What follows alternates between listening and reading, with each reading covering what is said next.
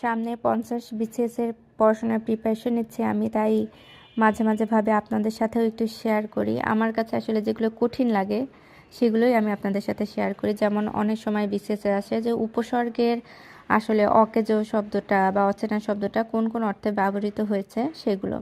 তো আমরা আজকে কিছু শব্দ শিখব। যেমন এখানে বাংলা উপসর্গে প্রথমে আছে অ। এখানে নিন্দিত অর্থে ব্যবহার হয় অকেজো, অচেনা, অপায়া। অকেজো আমরা বলি যে তুই তো একটা অকেজো মানুষ, তার মানে এটা নিন্দা অর্থে ব্যবহার করি, এটা হচ্ছে নিন্দিত শব্দ। তারপরে অচেনা মানে যে চিনি না তাকে কিন্তু আমরা এতটা গুরুত্ব দিই না, তাকে আমরা নিন্দাই করি। অচেনা মানুষকে আমরা চেনা মানুষকে বেশি গুরুত্ব দিই, এটা হচ্ছে নিন্দিত অর্থে। অপয়া আমরা খুব সাধারণভাবে যে কোনো মানুষকে নিন্দা করার করার ক্ষেত্রে বা কাউকে ছোট করার ক্ষেত্রে আমরা অপয়া শব্দটা বলে থাকি। তারপরে হচ্ছে অভাব অর্থে অচিন।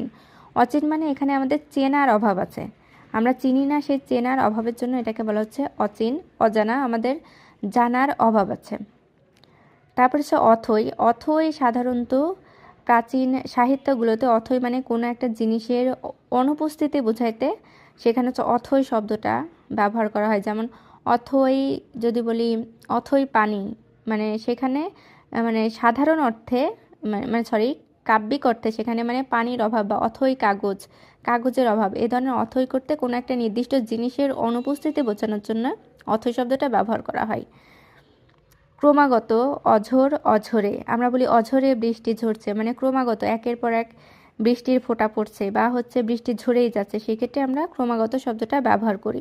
তারপরে অনুচিত, অকাজ আমাদের অবশ্যই অকাজ বা খারাপ কাজগুলো করা উচিত না, সেজন্য অকাজটা অনুচিত অর্থে ব্যবহৃত হয়েছে। তারপরে আসে অবোধ। অবোধ মানে বুদ্ধি, মানে যার হচ্ছে বিবেক বুদ্ধি কম, মানে বোধের কম, সেই ক্ষেত্রে আমরা অবোধ শব্দটা আমাদের এখানে অল্প হিসেবে ব্যবহৃত হয়েছে। তারপরে আসে অঘা। অঘা সাধারণত বোকা অর্থে ব্যবহৃত করা হয়। যেমন অঘারাম আমি এখানে লিখে রেখেছি, অঘারাম শব্দের অর্থ হচ্ছে অসভ্য।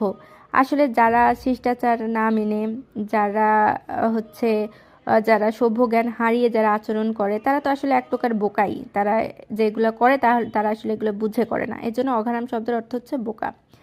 অঘাচণ্ডী মানে হচ্ছে নিষ্ঠুর, যারা হচ্ছে আসলে নিষ্ঠুর আচরণ করে, জোর জবরদস্তি করে কোনো কিছু করিয়ে নিতে চায় তাদেরকে সাধারণত অঘাচণ্ডী বলে। তো অঘাচণ্ডীরা আসলে তো বোকাই, এভাবে তো আসলে মানুষের মন জয় করা যায় না।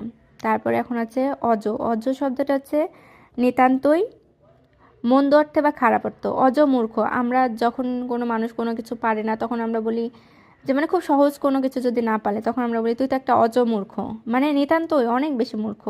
অজ পাড়াগা মানে অন্যান্য পাড়াগার থেকে যেই গাটা হচ্ছে অনেক বেশি